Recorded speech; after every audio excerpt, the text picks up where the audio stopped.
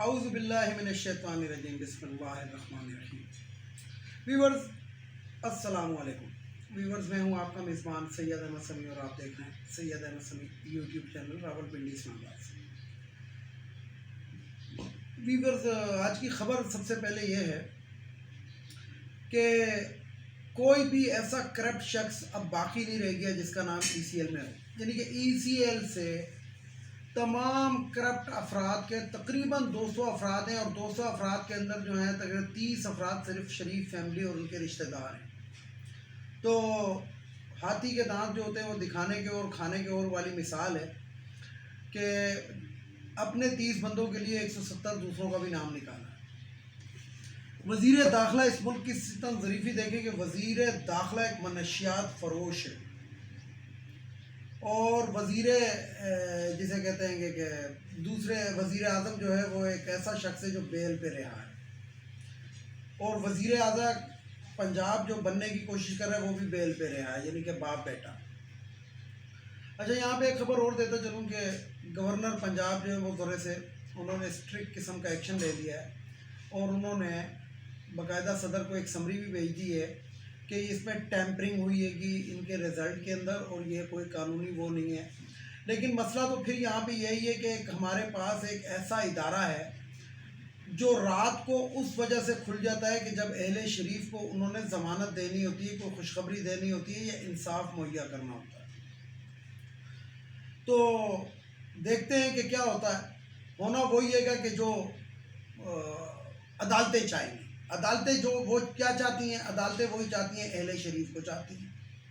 عدالتیں کیوں چاہتی ہیں اہل شریف کو؟ کیونکہ کھاندہ ہے تے لاندہ ہے تے کھاندہ بھی تے کھاندہ ہے تے لواندہ بھی تے، وہی والی بات ہے، کھاندہ ہے تے کھلاندہ بھی ہے۔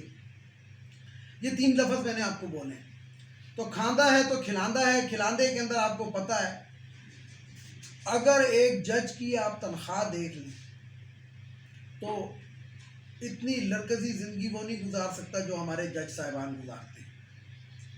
اور مزے کی بات یہ دیکھیں کہ ان کو کوئی وہ بھی نہیں ہے، یعنی کہ عمر عطا بندیال ہو گیا چیف جسٹس آف پاکستان، اس کے 4 کورکھے وہ جنہوں نے رات کو ایک عدالت سجائی تھی اور امریکی ڈالروں کے بدلے میں انہوں نے ایک انصاف مہیا کیا تھا، ان کو ڈر کیوں نہیں لگتا؟ ڈر ان کو اس لیے نہیں لگتا کہ یہ باہر نکلتے ہی نہیں ہیں، یہ لومڑیاں بن کے گھر میں بیٹھے ہوئے ہوتے ہیں۔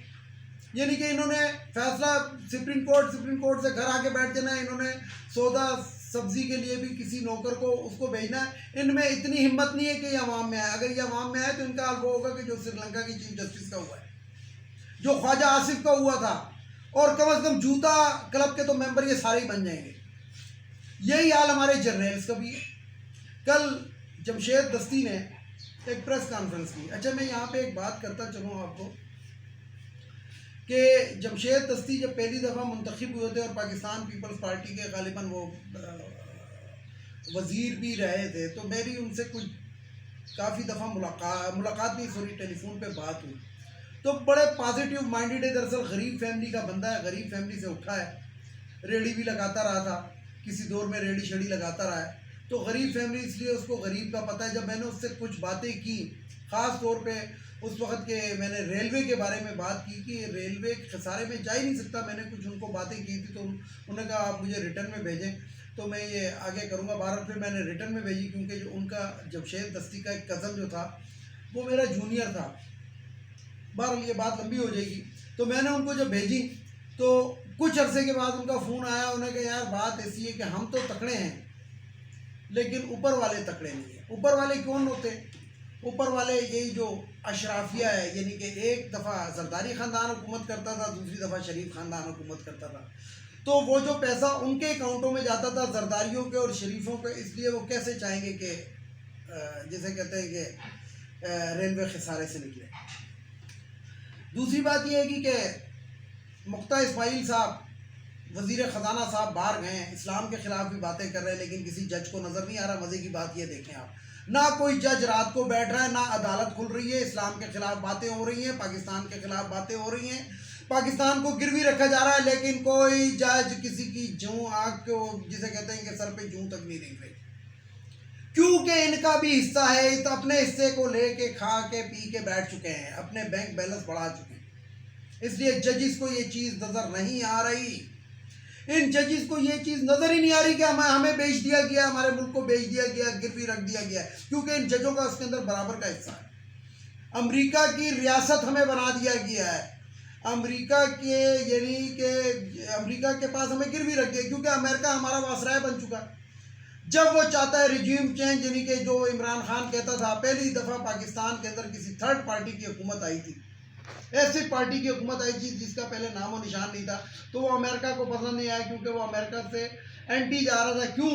کیونکہ ہمیں مزید سستی چیز، مثلاً دیکھیں میں آپ کو چھوٹی سی مثال دیتا ہوں، ایران ہمارا پڑوسی ملک ہے، ایران کے اندر پیٹرول بہت سستا ہے، ڈیزل بہت سستا ہے، اور ہمارے ملک میں مہنگا ہے۔ اگر ہم ایران سے براہ راست خریدے تو اس پاکستان کے اندر اس ٹائم بھی پیٹرول اور ڈیزل کی قیمت وہ 60 اور 70 روپے پہ آ سکتی ہے، اس مہنگائی کے دور میں جب ڈالر 200 روپے کے قریب۔ لیکن یہ امریکی پابندیاں ہیں جو ہم پر لگی ہوئی ہیں۔ حالانکہ انڈیا ایران سے تیل خریدتا ہے، انڈیا کو کوئی کچھ نہیں کہتا، تو یہی کام عمران خان کرنے لگا تھا کہ رشیا ہمیں 30% سستا تیل اور گیس دینے کے لیے تیار تھا، ایون کہ گندم بھی۔ لیکن امریکہ کو کیسے وہ لگتا، اور پھر ہمارے ان زرداریوں کو اور ان اہل شریف کو کیسے یہ اچھا لگتا، کیونکہ ان کی تجوریاں تو 4 سال سے خالی تھی، ان کے پاس تو 4 سال سے یہ جمع جوڑا کھا رہے تھے، ان کے پاس اور تو کچھ آ نہیں رہا تھا۔ تو امریکہ کے ساتھ بات پرست ہوتی ہے، اور اس کے اندر ہمارے مقتدر حلقے جو ہیں وہ بالکل شامل ہیں۔ فوج کی بات نہیں کر رہا، کیونکہ فوج جو ہے جنرل قمر جاوید باجوہ فوج نہیں ہے، فوج وہ ہے جو قربانیاں دیتی ہے۔ جنرل قمر جاوید باجوہ صاحب تو ایئر کنڈیشن کے اندر بیٹھتے ہیں، یہ وہ یوں یہاں سارا کچھ، اور ایک خاموش شخص بھی ہے جو کہتا ہے میرا ٹی وی شیوی پہ نام نہیں لینا۔ جب سے وہ خاموش شخص آیا، ملک کے اندر باجوے نے اور کھاجوے نے مل کے تباہی پھیر دی۔ ایک بہترین قسم کی حکومت جو سروائیو کر رہی تھی، اب اس کو ڈیلیور کرنے کا ٹائم آیا تھا، اس کو ان لوگوں نے کھا لیا دشمنوں کے ساتھ مل کے۔ تو میں یہی کہوں گا کہ آج 23ویں رات ہے، پاکستان کے دشمنوں کو جو پاکستان کے بارے میں برا سوچتے ہیں، یا اللہ ان کو نستہ نابود کر دے۔ اور جنرل باجوہ صاحب اور ہمارے جو ججی صاحبان، ان کے لیے میں صرف یہی کہوں گا کہ آپ لوگوں نے ہم پہ بہت بڑا احسان کیا کہ ایک چور، ڈکیت، ایک مجرم اور ایک سزائی یافتہ شخص ایک ضمانت پہ رہا ہوا، اور ضمانت کے اوپر سے جسے کہتے ہیں کہ ضمانت کے اوپر ایک شخص، اس کو آپ نے ہمارا وزیر اعظم بنایا۔ انشاءاللہ تاریخ کے اندر، پاکستان کی تاریخ کے اندر آپ کا نام جن لفظوں سے یاد کیا جائے گا، وہ آنے والی نسلیں آپ کی سنیں گی۔ اب یہاں پہ ایک بات میں کرتا چلوں میر جعفر میر صادق کی۔ اچھا، میر جعفر میر صادق جو تھے، وہ میرا آج کا مطلب میرا جو آج میرا دل کہتا، وہ کچھ لوگ بہتر تھے۔ کیوں بہتر تھے؟ کہ جس عہدے کے اوپر انہوں نے غداری کی تھی، اس کے بعد ان کو اس سے بڑا عہدہ ملا تھا۔ یہاں پہ تو پیک کے عہدے ہیں، اس کے بعد تو کوئی عہدہ ہی نہیں ہے، اور ادھر بیٹھ کے غداری کر گئے۔ تو یہ میر جعفر اور میر صادق سے مزید اوپر کی نسل ہے، سمجھ لیا۔ تو یہ کچھ باتیں تھیں ویورز جو میں نے آپ کو بتانی تھی کہ ای سی ایل سے پاکستان کے اندر جتنے بھی بد کردار، کرپٹ، چور، ڈکیت، ڈاکو تھے، ان کا نام نکال دیے گئے۔ آنے والے دنوں میں مہنگائی ایک بڑی تیزی سے آئے گی، کیونکہ مقتدر اسماعیل کہتا ہے کہ جناب پیٹرول کے اوپر سے ہم سبسڈی ختم کر دیں گے۔ یہاں پہ میں دیکھوں گا ان غیرت مند اور جو اپنے آپ کو عزت مآب مائی باپ کہلواتے ہیں، ان ججز کی غیرت جاگتی ہے کہ نہیں؟ ویسے تو ڈالر لینے کے بعد غیرت کسی کی بھی نہیں جاگتی، لیکن اب دیکھیں گے کہ جاگتی ہے کہ نہیں۔ میں آپ کو بتاؤں، آگ سے مت کھیلیں۔ پاکستان کے اندر جو چیز یہ جو ہم پہ آپ نے امپورٹڈ حکومت مسلط کی، یہ مہنگائی کا رونا روتی ہوئی آئی تھی کہ ہم مہنگائی کو کم کریں گے۔ اس لیے اگر پیٹرول کی قیمت کے اندر اضافہ ہوا، کسی چیزوں جو عمران خان فکس کر کے گیا ہے، بجلی کی قیمتوں میں، سگریٹ کی قیمتوں میں، گھی کی قیمتوں میں، چینی کی قیمتوں میں، آٹے کی قیمتوں میں، انہوں نے چپ کر کے اضافہ کر دیا ہے۔ لیکن اگر یہ پیٹرول کی قیمت میں یا ڈیزل کی قیمت میں اضافہ کیا نا، تو میں آپ کو بتا دوں کہ اسلام آباد کا بڑا سخت گھیراؤ ہوگا، اور پھر اس کے بعد جو ہوگا نا، شاید کیونکہ مقتدر اسماعیل نے تو الزام لگا دیا عمران خان پہ کہ طالبان ہے، تو شاید پھر وہ طالبان والا کام ہو بھی جائے جو نجیب اللہ کو انہوں نے نکال کر روڈ کے اوپر چوک کے اندر پھانسی لٹکایا تھا، تو شہباز شریف و مقتدر اسماعیل اور ہمارے معزز ججز یہ تیار رہے۔ ویڈیو کو لائک کریں، شیئر کریں، سبسکرائب کریں، بیل آئیکن کے بٹن کو ضرور دبائیں تاکہ میری نیکسٹ ویڈیو آپ کو مل سکے۔ اس کے ساتھ ہی اجازت چاہتا ہوں تمام دیکھنے والے سننے والوں کو۔ اللہ حافظ، اور آخر میں وہی نعرہ، پاکستان زندہ باد۔